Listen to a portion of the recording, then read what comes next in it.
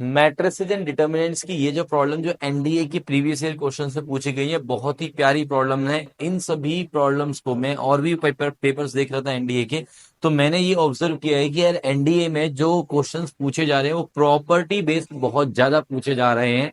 तो आप लोगों को प्रॉपर्टीज बहुत अच्छे से लर्न होनी चाहिए और उनकी अच्छे से प्रैक्टिस भी होनी चाहिए। तो चलिए देखते हैं ये वाला क्वेश्चन क्या बोल रहा है। Adjoint of A B is equal to adjoint of A into में एडजॉइंट ऑफ बी, ये प्रॉपर्टी के बिल्कुल खिलाफ है, क्योंकि प्रॉपर्टी कहती है कि एडजॉइंट ऑफ ए बी, है ना, प्रॉपर्टी क्या कहती है, adjoint of A B is equal to होता है एडजॉइंट ऑफ बी इंटू में एडजॉइंट ऑफ ए। इसका मतलब यहाँ पे होता है वो रिवर्सल लॉ। क्या बोलते हैं इस प्रॉपर्टी को हम, रिवर्सल लॉ ऑफ एडजॉइंट। तो ये वाली प्रॉपर्टी होती है, जबकि यहाँ पे ये उल्टे तरीके से लिखा हुआ है, तो इसका मतलब ये नंबर 1 गलत है।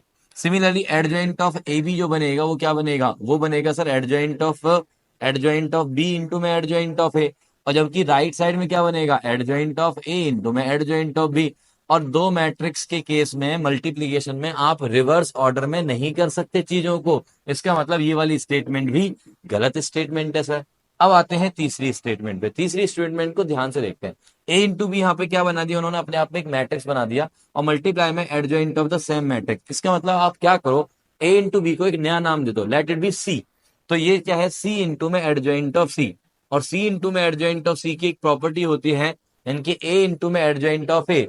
ये तो मतलब सीबीएसई के अंदर भी सबसे पहली प्रॉपर्टी है, ए इंटू में adjoint of A is equal to determinant of A into I, यानी कि ये बनेगा डिटर्मिनेंट ऑफ सी इंटू में आई। अब राइट साइड को देखो, राइट साइड नहीं है सॉरी, माइनस में। अब ये जो ए बी है उसको तो मैंने सी नाम दिया हुआ है, तो दिस इज नाउ ये जो ए बी है उसको मैंने सी नाम दिया हुआ है, तो ये बन गया सी का डिटर्मिनेंट और इनटू में आई मैट्रिक्स। दिस इज इनटू में आई मैट्रिक्स। तो इसका क्या मतलब हुआ कि सर ये वाली जो मैट्रिक्स बनेगी वो ये है, माइनस में सेम वैल्यू है, तो ये क्या बनेगी, is A null matrix of order N. Yes, this statement is true. तो हमारे पास क्या आया, वो बोल रहा थी how many statements are correct, तो इसमें only one is the option. तो we are done happily with properties की अंडरस्टैंडिंग, प्रॉपर्टीज की लर्निंग।